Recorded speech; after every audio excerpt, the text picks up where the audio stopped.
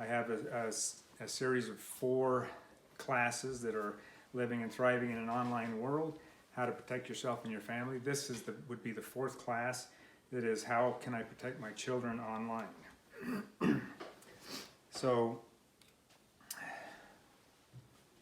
what do you notice about this picture? No one is interacting with each other. There's a photographer who's done taken some pictures, and he's cleverly removed the electronic devices out of the frame, and you see what it looks like when you see a family here clearly physically together, but socially and emotionally detached in their own little worlds here. And this has become a little bit too much like what our world is today. Let's look now at a little video from General Conference. I think this was in 2017, I don't remember. And play. Let's start again while we get some sound. A wonderful example of the need for moderation, balance, and wisdom is the use of the internet.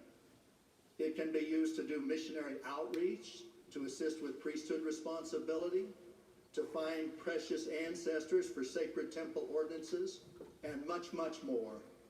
The potential for good is enormous. We also know that it can transmit much that is evil, including pornography, digital cruelty, and anonymous yakking. It can also perpetuate foolishness. As Brother Randall L. Ridd poignantly taught at the last General Conference, speaking of the internet, you can get caught up in endless loops of triviality that waste your time and degrade your potential. So many of you probably remember that conference talk and several others dealing with the internet. So the internet is everywhere. It used to be that our homes were a safe haven for our family. You come into your home and you, with proper care and a little bit of attention, you can protect your kids from the evils of the world.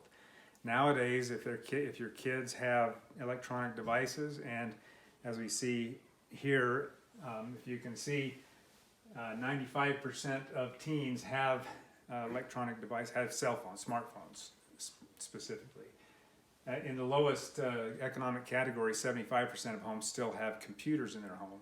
But among teenagers, 93% of boys and 97% of girls have electronic devices. This is from a Pew Research a couple of years ago. So they are everywhere, and it's just something we have to deal with in our life nowadays. So I have 4 teaching objectives in this class, 4 things I want you to take away. And they are, know what your kids are doing online. You need to talk openly with your kids about their online activity. You need to actively monitor your kids' activity, and you need to set boundaries and limits on your kids' activities. So as we're going along, if there's anything any questions you have, feel free to interrupt and ask a question. Let's talk first about cyberbullying. Cyberbullying, it used to be that bullying was kind of happened on the playground or maybe outside when kids were playing. But nowadays, with electronic media, with text, Facebook, Instagram, Snapchat, TikTok, all of these social media platforms, it can happen anywhere, and it can just get out of control rapidly, and it goes beyond just a few kids on the playground. It can go throughout all of your friends at church, everybody in school, not just in your class, but in every grade in the school. It can just spread like wildfire. So cyberbullying is anything, it's probably can be a little bit meaner even than it used to be just pushing kids in the playground. It's anything that belittles, excludes, or makes fun of kids online. So what do we do about cyberbullying? Well, we have to talk to our kids about it. We need to, and you'll find that talking and communication is a theme running through this presentation. Talk to your kids about it. Teach them about bullying, both being the bully and being the victim. Sometimes it's easy to post what you think is a funny picture or something funny about one of your friends online, but it can be hurtful without necessarily even intending it to be. Make sure your kids feel safe to talk to you about bullying. It just goes with that open communication. Monitor your kids' activities, their posts on their social media sites. And if you see it, they may not always come to you, but if you see it, engage them, talk to them about it. Ask them, hey, what's going on? What's happening here?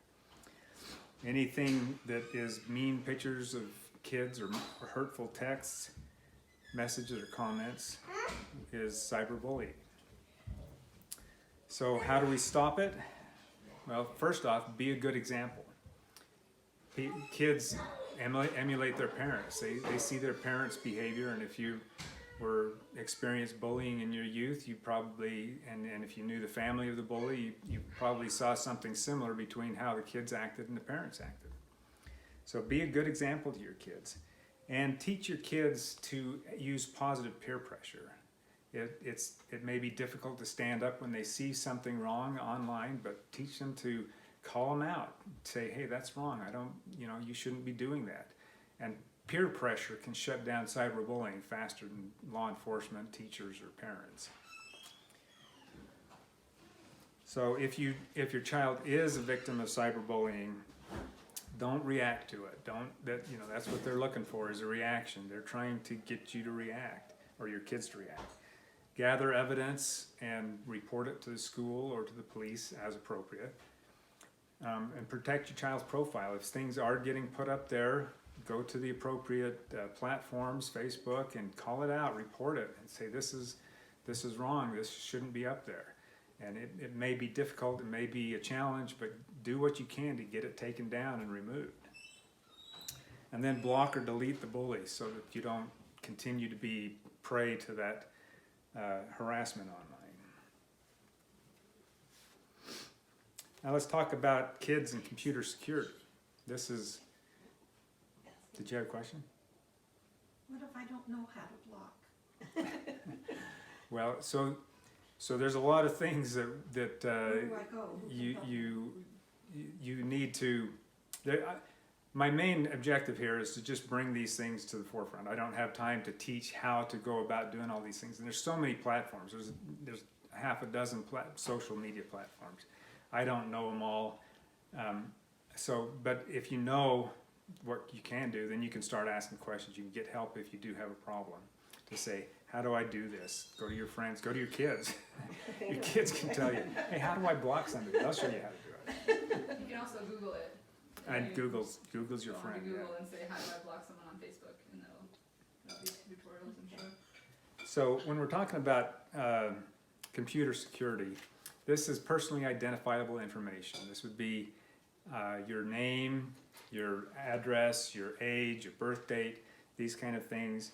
Passwords, account names, these are things that you need to keep safe online. And so Social Security numbers is a big one, accounts, passwords. Anytime you're downloading free stuff, it can contain what they call malware or viruses, and it can infect your computer and cause you problems. Use strong passwords. In another class, we'll talk about how to use and maintain strong passwords, and install and run security software. A lot of computers nowadays come with it installed, but you can also install third-party software and run it on your devices. Bethany? How do you know if something, are there any telltale signs of things that might have malware, or is there how do you know if it's a safe thing to download or not? If you don't go looking for it and download it, it's not a good idea to download it. If somebody just sends you something, never click on it and just say, oh, this looks like a neat program. If it's not from a reliable source, look for reliable computer sources. If you see something, a link on a CNN website or something like that, probably safe. But just be safe. If you do have some of this your protection software running, a lot of times it will run and scan that software and look for viruses. Years ago, there used to be, in the early days of the internet, they used to put up these banner ads that they call them, and they'd have a monkey going across it and say, hit the monkey, hit the monkey. And I know my oldest son took it as his battle cry to tell his family and his wife, "Don't punch the monkey." And so that's become a saying in our family that is just a code for don't click on stuff, don't engage in anything online that you don't know what it is. If you're punching the monkey, you're just opening yourself up to at the very least advertisements, and at the worst for clicking on links that will take you to sites that will download information or try and get your information, or that will download programs onto your computer. So don't punch the monkey. Peer-to-peer file sharing. How many of you know what peer-to-peer or P2P software is? Not many people. It's not, so peer-to-peer, in a typical application like Netflix, you click on Netflix, you can do it on your phone, of course you can do it on your TV, but you click on Netflix, it comes from Netflix's server, some big data center where it comes, and they just stream that down to they send that movie or whatever you're watching down to your computer. Peer-to-peer is where you set up a software on your computer, your friend sets up software on his computer, you say, I want to share these files, he says, I want to share these files, and now you can make a connection between those, and you can share between those two computers. Well, what happens when hundreds, thousands, millions of people join that same network? Then you can say, I want to find this movie, and it will go out and search those millions of computers and find somebody who has that movie on their computer, and then it will download that. And that's the way, if you remember Napster, that's the way Napster worked when it came out earlier. You shared your music and you could download it. Anything that anybody had, you could download it, and then you would in turn share it with anybody else. So sometimes this type of software is referred to as the dark net. You might have heard references to the dark net, maybe on sci-fi movies or police shows even, but the dark net is called the dark net because you can't see what's going on there. It's a network that is hidden. And they use a lot of these, so BitTorrent is one of the popular software that you use for peer-to-peer sharing. Tor stands for the Onion Router. That is software, that's websites and security software that goes out and encrypts, and it hides everything that you do so that you can't see what's happening. It encrypts everything, and it's basically, I like to call it the gateway to the Gadianton robbers of the internet. In the darkness, in the hidden realm of this dark net out there, for the most part, nothing good is happening. So if you see these kind of things on your computers,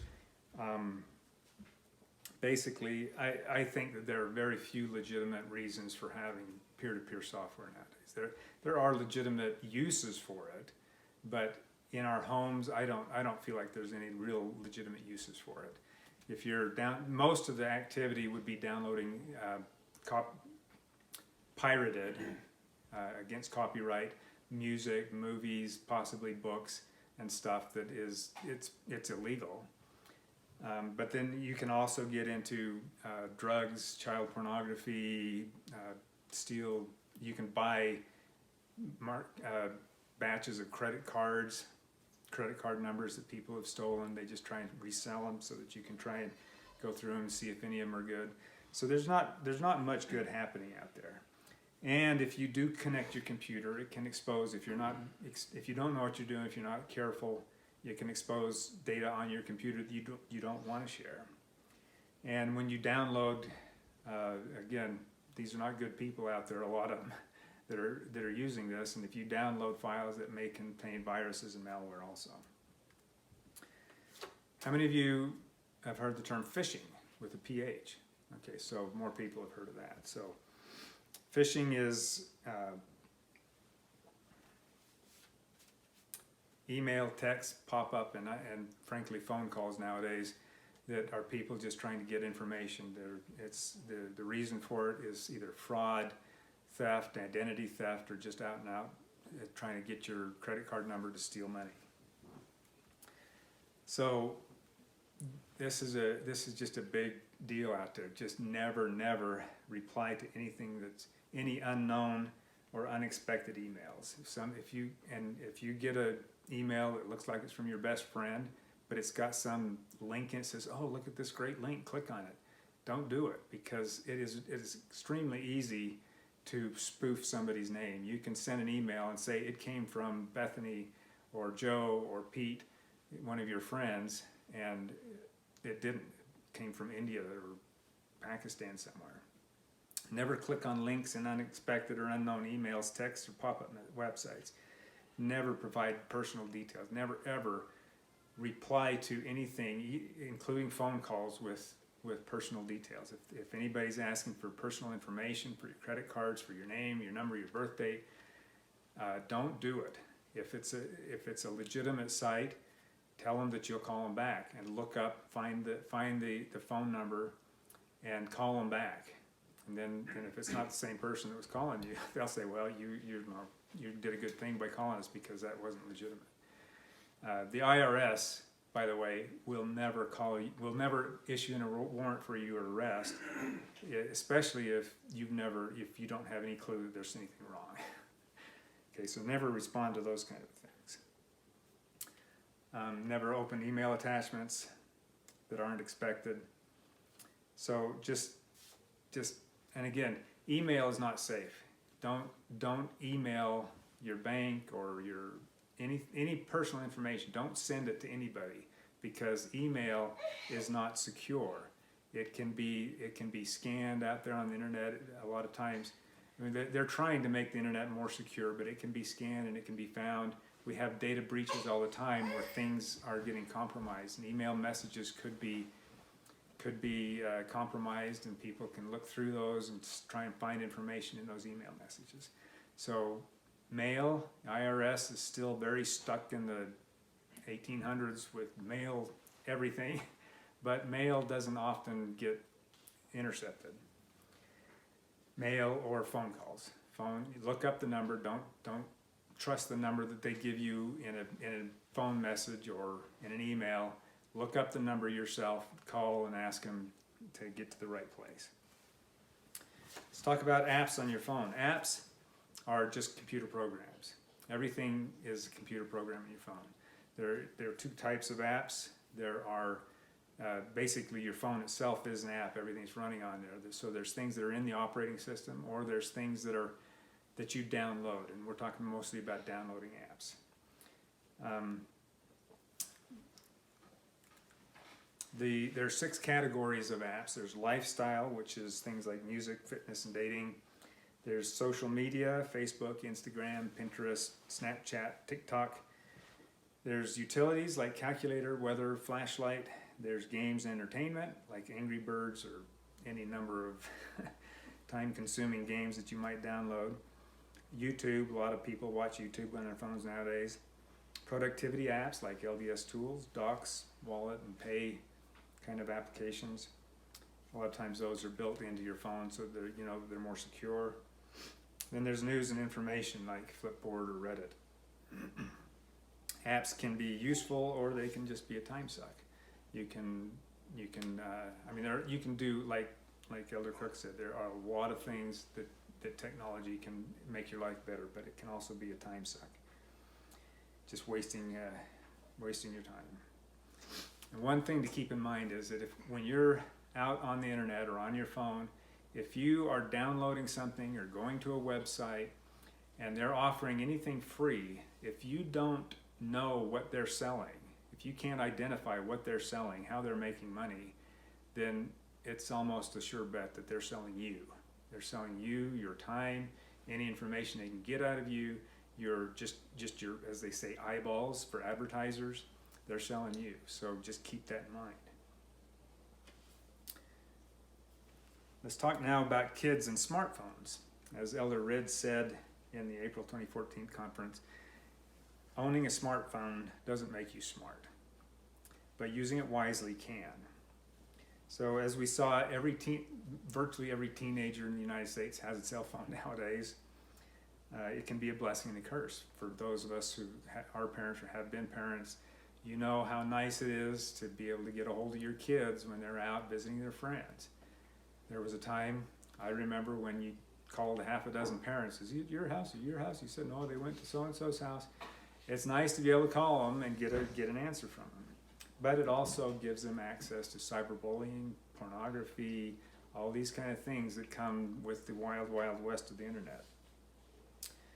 So when should you give kids a phone? There's the popular opinion of experts on the internet right now is that, and there's a website dedicated to wait until eighth grade. So they feel like 13 years old is a good time to start introducing, not to just give them unfettered access, but introducing your kids to smartphones and online technology. Enable parental controls on the phone especially with younger children, and gradually allow more and more access as they become mature and able to handle it. And they show that they are able to handle it. And you can pull that back too if they are getting out of control. Monitor their phone use and talk to them openly about why the restrictions.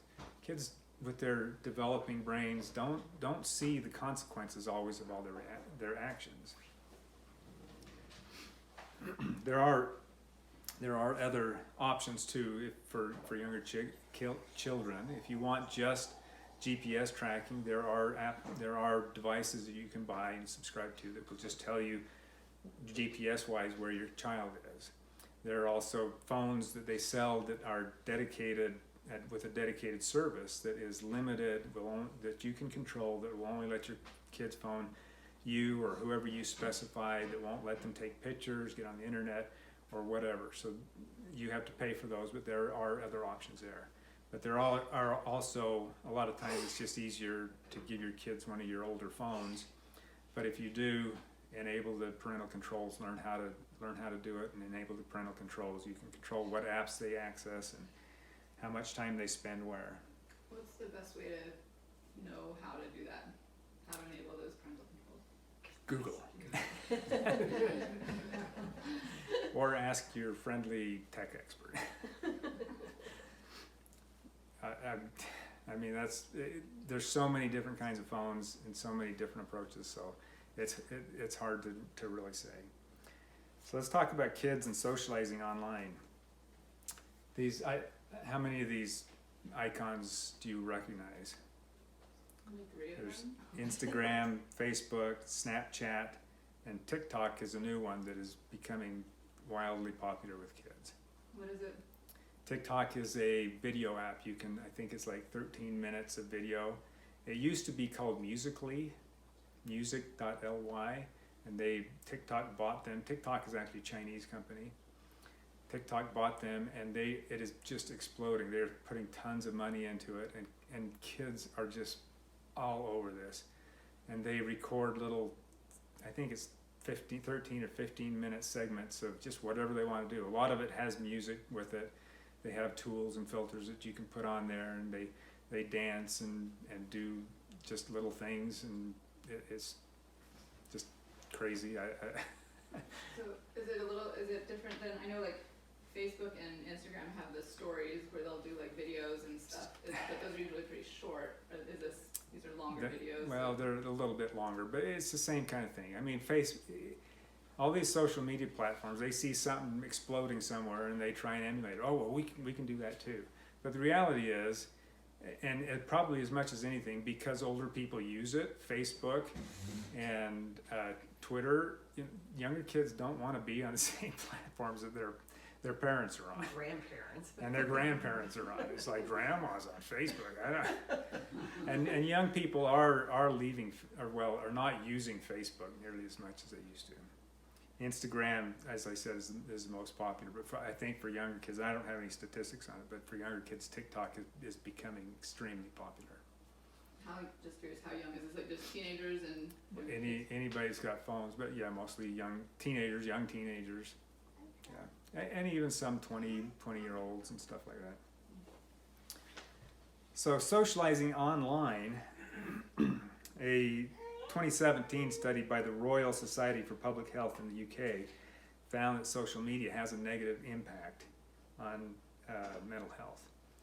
YouTube, it turns out, actually has a slight positive effect. I don't understand that, but there's a lot of YouTube watching. But the social media, Twitter, Facebook, Snapchat, probably TikTok. They didn't study TikTok in this study, but they actually found that Instagram is the worst.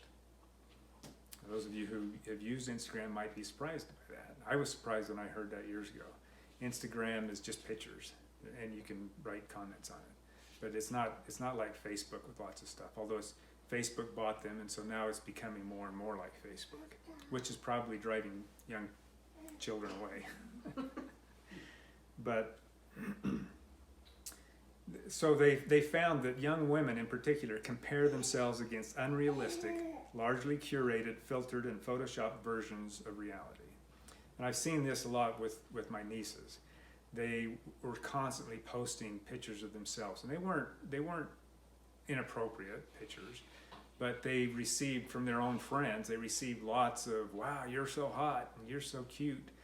And I think lots of likes, lots of hearts, I think it just feeds that sense of self-worth.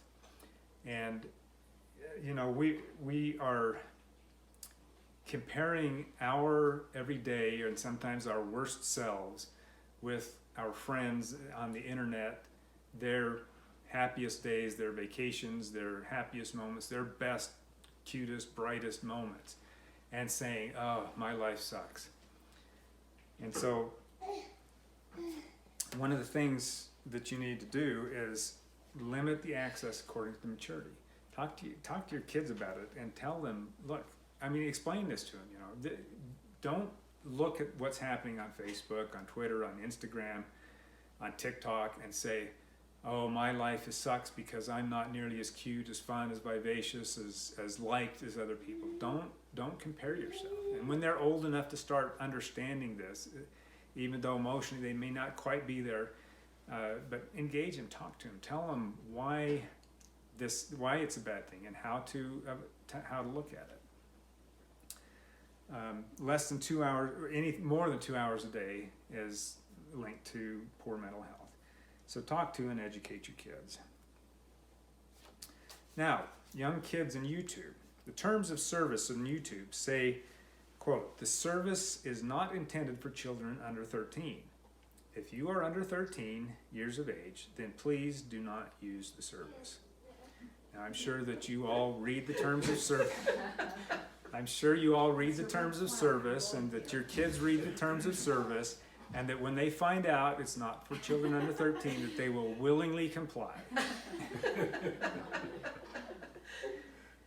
In spite of that, or you know, maybe just because of ignorance that people don't think about it, a Pew Research study found that 81% of parents allow young children to watch YouTube, and 61% say that their children have found inappropriate content online.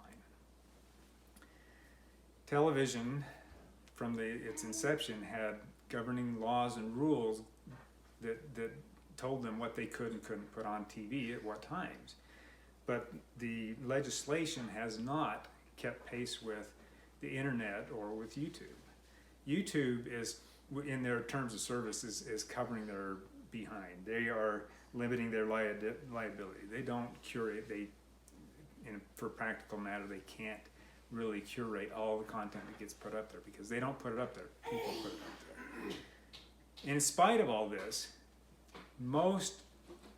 statistically speaking, most of the viewing on YouTube, not the majority, but in the various categories, the highest category with views on YouTube is young children's content. Really? Yeah, and they are viewed the longest also. And some of you may have little kids who will sit for hours watching trains go around in circles. I have a grandson. So how do we deal with this? Well, ideally, if you are watching YouTube, watch it with your little kids. At the very least, don't just give them the clicker or the controller and let them roam freely around YouTube. Sometimes that's a challenge. I know my grandkids, they know how to work it and they want to find it themselves. So know what they're watching, and as you would anything, limit their activity. You don't allow your kids to spend 12 hours a day reading like that's going to happen, but you know, limit their activity. You know, you spend an hour watching YouTube. You can go outside and play. Now, virtual worlds. How many of you are familiar with virtual worlds online? How many of you played in virtual worlds online? So there are two types of worlds online. There are probably others, but the major two types are gaming, or what they call role-playing, and social games. So World of Warcraft, that you see up on the top right there, is a gaming world. It was one of the first ones that came out. And it's massive. Just actually millions and millions of people played it around the world, and still do. Second Life is the little hand with the eyeball in it on the bottom, and that's been a very popular one. It came out a little after World of Warcraft, but it's been a very popular one also. And that's a social world. You go into that world, you can build a house, you can buy an island, you can set up a shop, you can sell stuff, you can go into shops and visit, you can visit resorts, you can just do, it's just like a virtual world where you can just walk around and do anything you want. Now, Second Life does have adult content in it. And when you sign up for it, you tell them your age. Now, all kids are going to be honest when they sign up for this, right? They're not going to say, oh yeah, I'm 18. And you can get into these areas that have adult content, and well, I mean, need I say more? So some of the pros and cons: it can be fun playing cooperative gaming. It can be a lot of fun. My youngest, when he was 15, he was dying to play World of Warcraft when it first came out. So I bought a subscription to it. You had to be 18 or older. So again, they're probably the majority of people playing it were under 18, but they somehow got credit cards or something to pay for it, and they were playing it, and it didn't have terribly objectionable content other than violence. I mean, it's a game, it's a Warcraft, right? But it can be fun. I played with my kids, so I knew what they were doing and what they were getting into. When they lost interest, I lost interest. It enhances collaboration with like-minded people. And especially on social sites, you can associate with people who are, have the same interests as you. And there is a very good use for it in learning and training. If you're a pilot trying to learn to fly an aircraft, it's a lot safer to crash a Boeing 707 in a simulator than it is in real life, and a lot less expensive. Some of the cons: it enhances the same risks of social media. It's just an immersive world where you feel like you're more involved in it. And one of the couple of risks are it can be escapist. You can life sucks. I don't want to do my homework. I don't want to clean the kitchen. I don't want to tend the kids. I'm gonna get in, play a game. And I've known adults who have gotten sucked into it and it's been a drain on their life, I won't say that they've neglected their kids completely, but you're involved in hours and hours on end playing games, and what are your kids doing? And one of the things this is controversial, the same thing that you see on movies and television, is desensitizing the behavior where there's no consequences. I can jump off a cliff, I can crash a plane, a car, I can shoot somebody in these games, and if I get shot, if I die, just reboot or respawn, and I'm alive again, and I keep going. So there's a feeling that it may increase risky behavior. Can I ask you a question? Yeah. Do you have to pay like a monthly subscription fee to those or something? Usually, they have various ways of monetizing. The World of Warcraft, I know, was a monthly subscription. There are others that have free versions that will then try and suck you into paid versions. And there are a lot of these virtual worlds tailored to little kids, unicorns and rainbows, go dancing through the fairyland. I'm not that familiar with those. So again, talk to your kids, know what worlds they're visiting. If you can, play with them, explore these worlds with them. If they're not willing to let you play, at least look at them yourself, get into them, play in them a little bit to know what they could be encountering and how to safeguard them. Limit access appropriately. You know, you've been playing for 4 hours, it's time to get off, and if you have to, which I know my wife has done, turn the power off.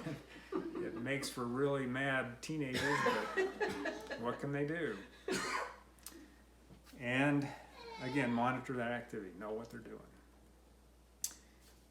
How many of you are now familiar with sexting, or the term sexting? So, it's exchanging suggestive or explicit images and texts online. Now, according to the Journal of American Medical Association Pediatrics, at least 1 in 4 teens are receiving, this is a couple years old, but at least 1 in 4 teens, hi sweetie, at least 1 in 4 teens are receiving sexually explicit texts and emails. At least 1 in 7 are sending them. More than 1 in 10 are forwarding these to other people without consent. And about 1 in 12 have had their sexts that they have sent forwarded without their consent. So it's, I mean, you can imagine if you've got 4 kids, statistically that means one of them is engaging in this, or will be at some point. And we like to think that here in Utah, we don't engage in that kind of thing, but, and I don't know what the statistics are here in Utah, but could be worse. Of course, if this is teaching at BYU Education Week, it will be people from all across the country. So it can be difficult and embarrassing to talk to your kids about this, just like it is to talk to them about sex in general, right? So how do you approach it? Well, develop trust from an early age. Talk to them openly, and frankly, in today's environment, talk to them about sex appropriately for their age from an early age. Talk to them. And one, I think, thing that is critically important is to make them feel loved and valued even when they do something wrong. Help them understand the consequences, both of your home rules and the natural consequences of their behavior. Teach them these things. And a good rule of thumb is, when you're talking with your kids with cell phones, is just drill into them. What goes into your phone can never be erased. Now, that's not strictly speaking true, but practically speaking, it is true. Phones nowadays, you take a picture, you may not have any intention of ever sharing that with anybody, but pictures nowadays on your phones, unless you explicitly have disabled it, are backed up into the cloud.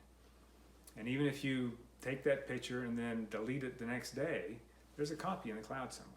And now they try not to let anybody else have access to that, but you can restore it at some later time. Somebody gets access to your account, they can restore it at some other time. So it goes out there, again, even in the most restricted sense, when you are taking a picture, it goes out there, or when you send a text, it goes out there. And just because you delete it doesn't mean it's deleted everywhere. And and worse, if you post something on social media, it can be copied, reposted, reshared. Snapchat, the popularity of Snapchat was that it was ephemeral. They disappeared like after 5 seconds or something like that. You would send a text or a picture and it would disappear. Well, nothing ever prevented anybody from taking a screenshot when they got something. So you send something, some explicit picture, they take a screenshot. Now they've got it on their phone. They can send it, share it, post it, whatever they want with it. And that can be used extremely devastatingly in cyberbullying. So, just got to talk to your kids about this. Be open and honest with them. And so use peer pressure. So peer pressure can be a kind of a strong motivation for kids, probably one of the strongest. Give your kids an excuse. Tell them, if they know that you're checking everything they do, you're checking their phone, their texts, their pictures, you're looking at everything they're doing. They get in a situation like this and talk to them. Tell them this. Tell them if your friends want you to do something, take a picture, do something, wrong, tell them, I don't dare do it because my parents are checking up on me. Give them excuse. I always told my kids, I'm happy to be the bad guy. Tell them my dad won't let me. And give them an out. Okay, now we've talked about all the things that kids can and do online. Let's talk about, again, talking openly with your kids. So how do you talk to your kids? Well, again, start early and talk to them about anything and everything. Talk to them especially about things that they like and they enjoy. Engage them on their level. Specifically when it comes to internet, talk to them about create an open and honest environment.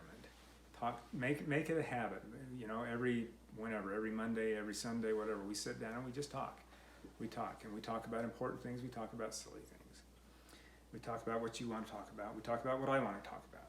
And while you're talking, communicate your values. Tell them, this is where kids learn. Tell them what your values are, what you expect out of them. Talk about their online behavior. And as I said earlier, the talking should not feel like punishment.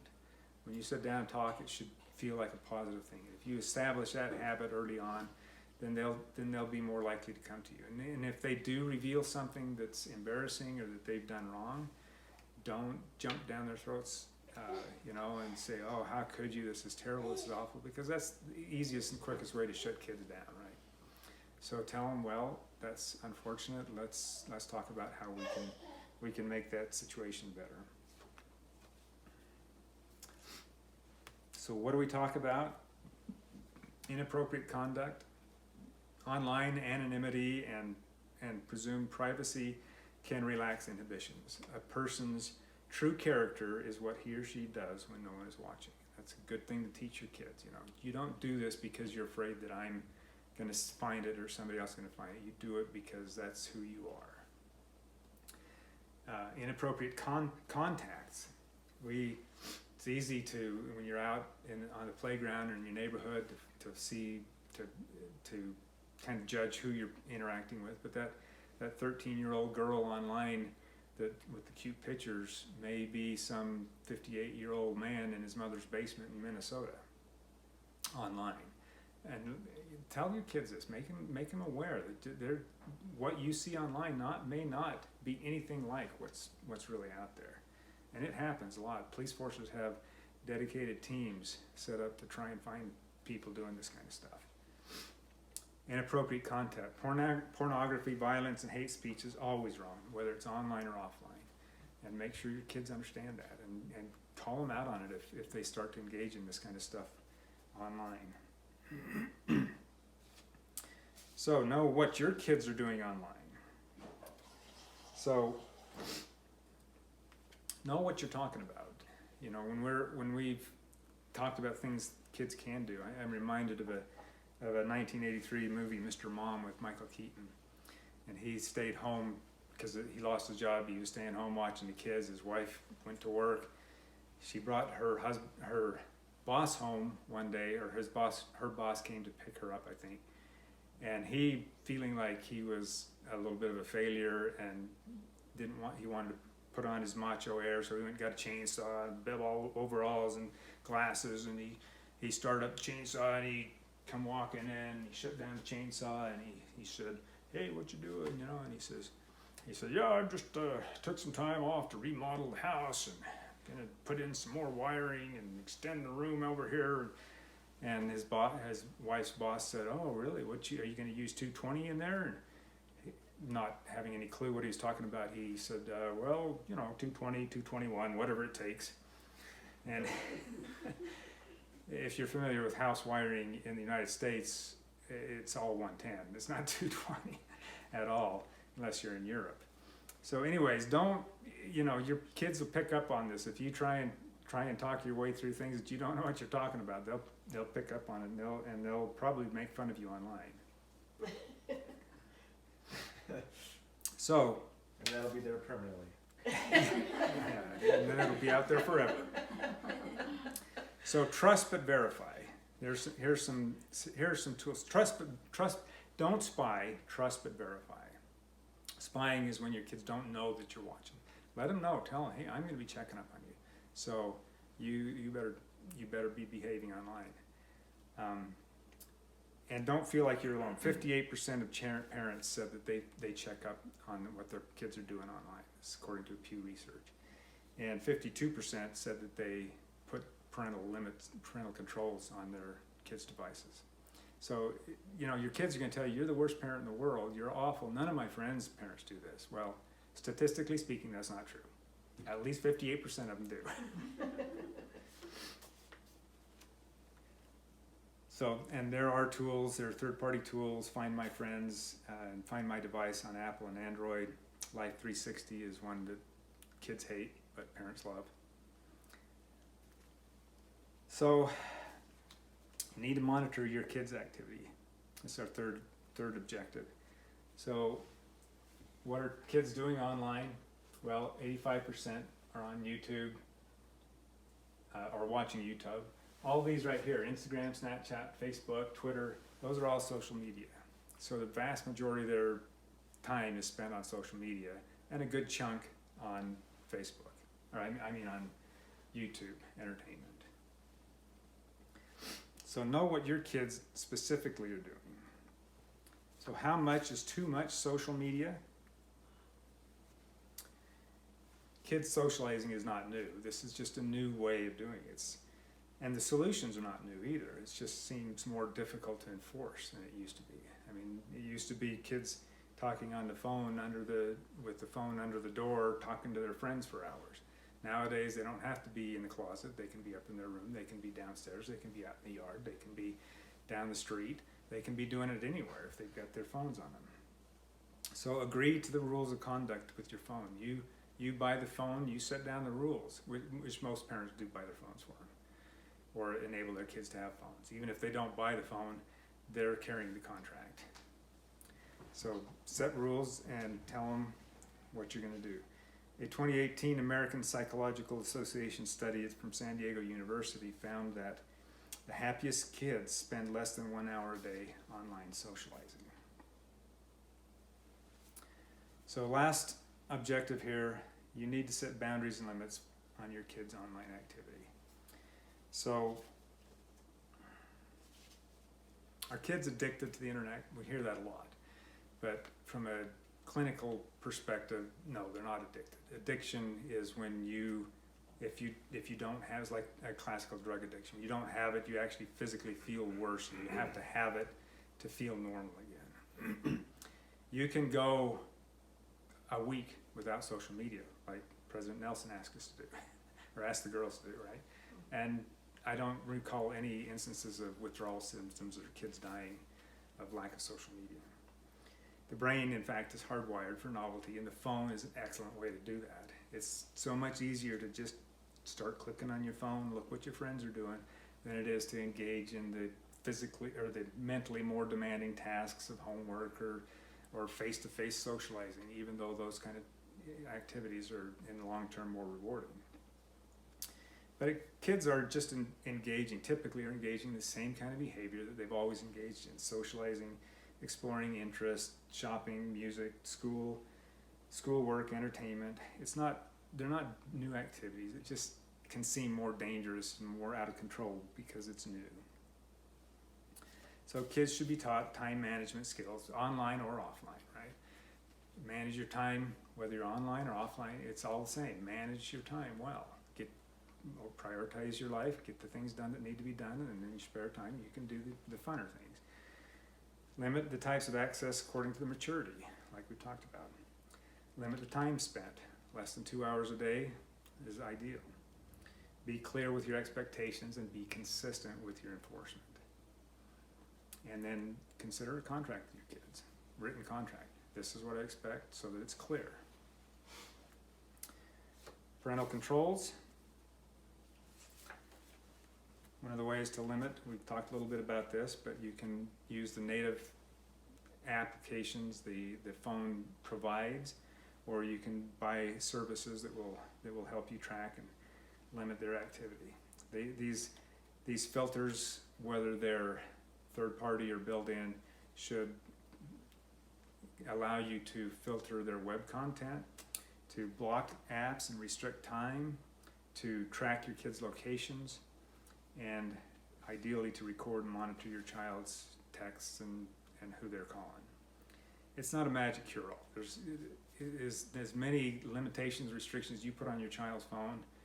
They go to their friend's house, find a phone that doesn't have those restrictions on it, it's an open world.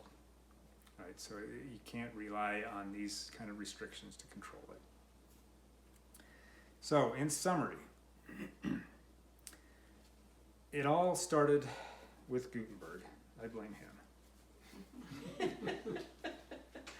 He's the one that invented that dang printing press, and then pretty soon people were burying their noses in newspaper. And there are historical accounts of people who were concerned about the decline in civilization because people were spending too much time with their noses in newspapers down at the local news shop and not socializing with their neighbors and friends. Went from there to telegraph and telephone. With the speed of electricity, you could spread your gossip and your news all around your neighborhood or all across the country. The automobile, holy mackerel. Like it says in Job 1:7, like Satan going to and fro on the earth. Man was never meant to go so fast in a car and to roam so far. They should stay close to home.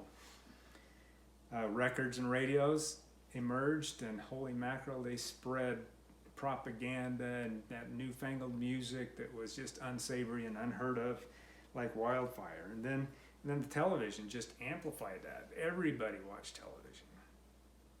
Computers emerged, and it was a wild, wild west. I mean, there was no sheriff in town. And anything and everything, pornography just exploded on the internet. And then you've got smartphones that now you don't have to be tethered to your computer in a room somewhere. You can have it anywhere and everywhere all the time.